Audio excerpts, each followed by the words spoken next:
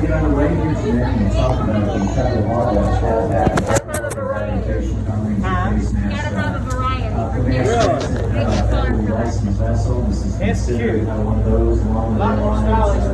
And some time that you go into that main cabin for whatever reason, whether it's the half-hour narrated tour, to use the restroom, buy a soda or a snack, to pass from one end of the boat to the other, that mask must be worn properly. It must cover both the nose as well as the mouth.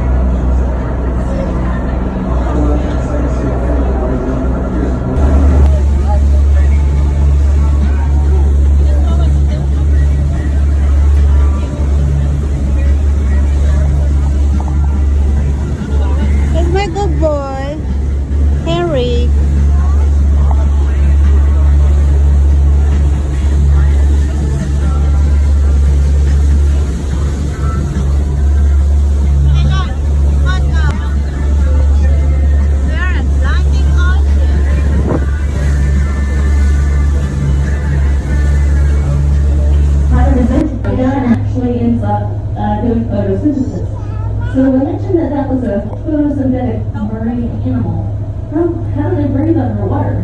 Well, essentially they basically do like a tissue diffusion, so they don't breathe and exhale like the you do. It's all done at the cellular level. But basically, so the animal will exhale or release the carbon dioxide, and then the algae will use that and the sunlight to actually produce glucose and oxygen. That's how that animal gets its oxygen, and that's how it gets 80 to 90% of its energy.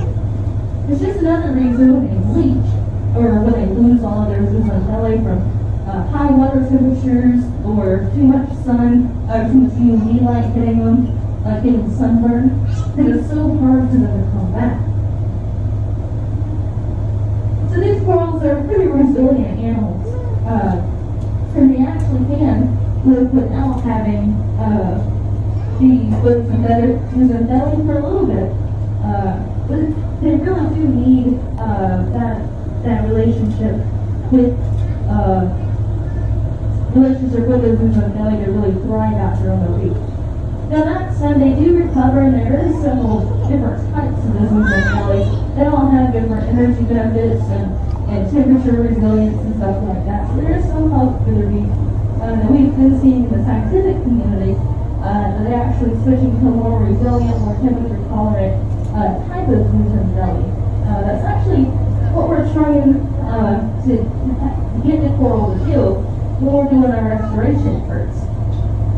So that mission I mentioned earlier, the government or throughout the funding, it actually poured millions and millions of dollars into it.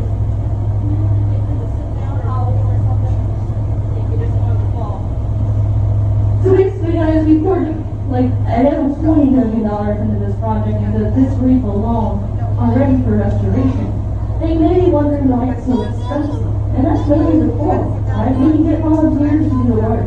So the main thing is, we have to go and get live, mature coral species from somewhere around the reef. So we basically break them up into about 1-inch pieces. Then we put them in a tank, and we run them through that high temperature, high salinity, whatever high carbon in the water. And that actually allows them to be able to undergo that transition in a controlled environment And then when they have that nuisance and belly, when they have their color back, we pretty much put them out here in what's called a coral garden. We let them grow, and they only grow about half an inch to a year, or half an inch a year. So, you know, we let them go out there for 5 to 10 years, depending on the different size of the coral. And then after that, guys, we actually bring them back out here to the reef once they're sexually mature. So what we mean by that, guys, is one major problem that we're facing out here on the reef is that it's essentially functionally extinct. And that's just because when they spawn, they're too far apart to really ever have a big turnover, a big recruitment rate. So that is one thing that we're working to fix, in part by this reef. And that said, guys, do you know where the biggest or largest reef system in the world is? There you go. Do you know how big it is? Trying a lot bigger than this one. It's about 1,400 miles long. This reef is only 240 miles long. So you can imagine just how hard it is to actually work under storm coral in such a long space. Now, the Great Barrier Reef actually sits off the coast of South America, which shares the same currents as us. Now, next I was going to talk a little bit about the fish, guys. The one thing to mention about that, have you guys all heard of urchins? There's black spiny things that have been here in California, right? You eat all the kelp forests and everything. Well, we actually have a big issue with those down here, and it's because we don't have enough of them. Right, so urchins, they eat all the algae, which basically keeps the disease down. But in 1998, we had an overabundance of urchins. Essentially, we're turning into California, we were starting to have too much urchin populations really good for the reef. But in somewhere off the coast of Belize, there started to be massive die-offs of urchins. They would simply die. There would be no physical operation. It was some type of pathogen, right? Some type of pandemic that was happening. And within a year, it circulated all the way up here to the Caribbean Reef Tract out to the Virgin Islands, right off the coast of Belize. Basically, all the reef systems in this side of the globe, basically, were all connected by currents. And within a year, that pathogen had spread and killed 98% of our urchin population. That led to a massive dying off of urchins. It led to a massive increase in algae growth, which led to a massive increase in disease. And that's just because when algae get so big and they're not actually eating them, they have nowhere else to put that sugar that they would otherwise use to grow. So they dump it out into the water. And the disease would love that sugar. I'm sure you guys have left that coffee cup in the golf cart or out on the balcony a day too early or a day too late and it's got that gunk all over it. That's basically what happens out here on the reef. So with that, guys, when you're on a snorkel boat or anything like that, we always tell you not to touch the reef. And that's mainly not to touch the coral. Now, first and foremost, it will damage the coral. It'll introduce new human diseases. It'll crush the coral polyps themselves. But it will also hurt you. There is a very popular coral species down here, and it's very, it grows in a lot of places. And that's called fire coral. Now, fire coral isn't always orange. It's never in the same shape and really never in the same color. It's just kind of Mother Nature's way of getting at us. So basically, what it ends up doing, if you touch it, it'll actually leave a really bad burn on your skin. It'll end up leaving a blister, which basically everything except for the apex predators eat certain things out here. One of that is coral. Now, coral is a photosynthetic animal. Basically, corals are consisted of two categories, hard and soft coral. Now, that soft coral is that coral you see out there that's waving in the wind, it's flexible. Some examples would be sea fans. You see that a lot of those right here. A lot of what we're seeing down here. We're also seeing some sea fingers, which kind of look like little trees. Because you see whips, which are like really long whips, basically, is what they look like.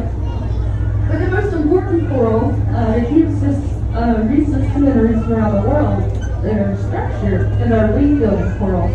Now that's our hard, slow-growing coral. Now our soft coral is still slow-growing, the hard coral is really what we care about. Basically, guys, that actually deposits limestone down into the reef. If we were to take a sample, much like we take a tree sample, or a tree core sample at your house, and you can count how old that tree is, you do the same thing out here in this reef. And this reef is the youngest in the world. It's only 4 to 6,000 years old.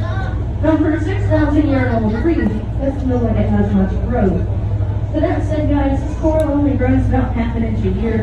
And even today, it still can't even grow that fast, just because the water is so degraded out here.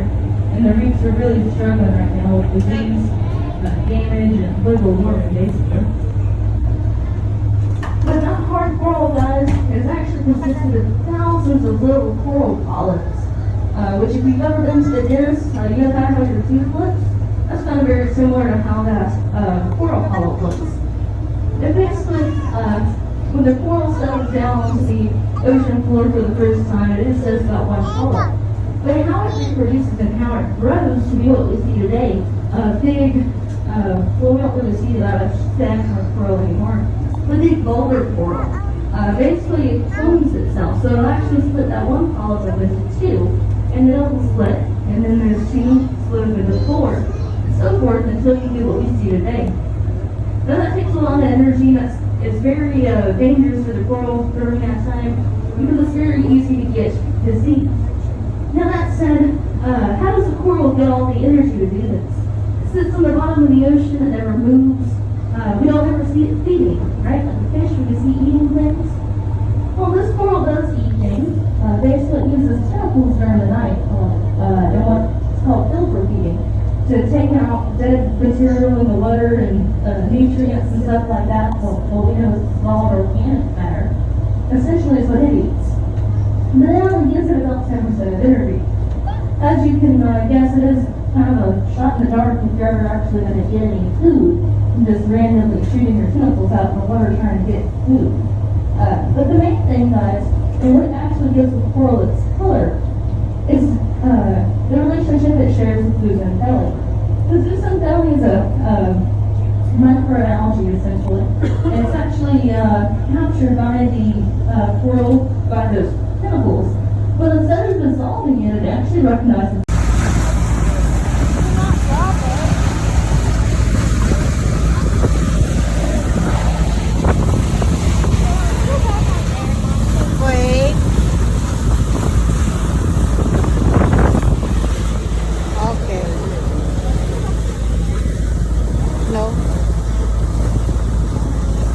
Do your hand. Look, like this.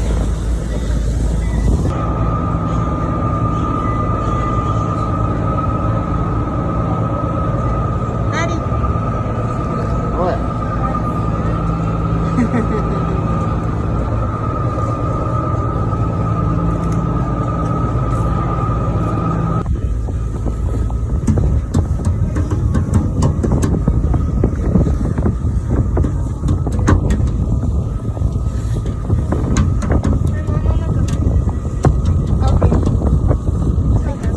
Be careful. Dad! He's coming.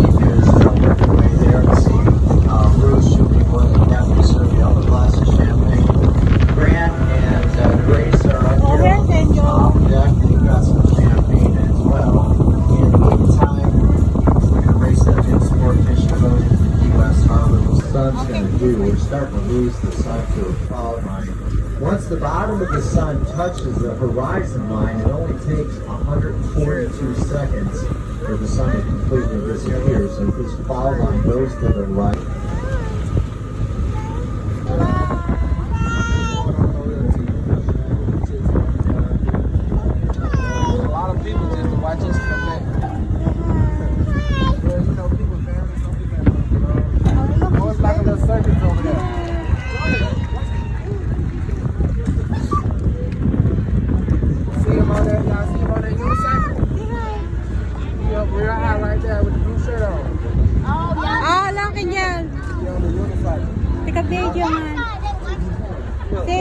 I can't really do it if I can't see it. He's on a unicycle. He got one wheel on that bike. Yeah, one wheel. Bike on one wheel. Mom, I don't see it. The one's wearing the blue one.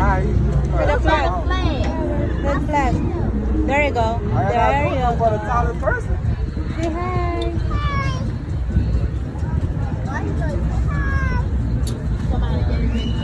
Yeah, he got a little boy with him. They probably going to get his friend or somebody.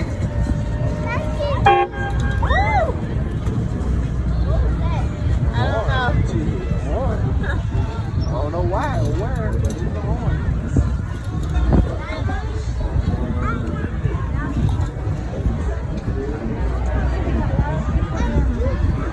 Why are there so many?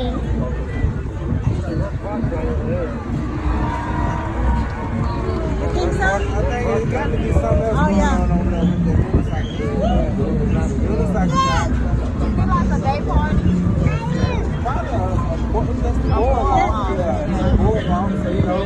This stuff be going on while people trying to make a little money. That's the ball right there. Some, but if you see the boardwalk, it's over there too.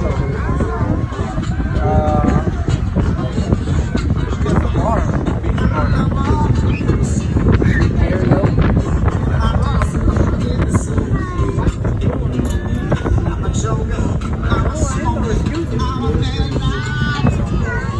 Your body, your feet.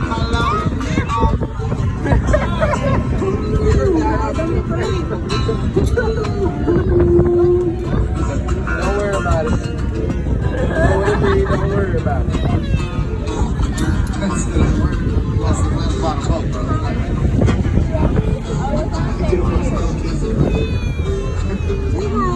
Stand up. It's the plane. Look at the lights. Look at the lights.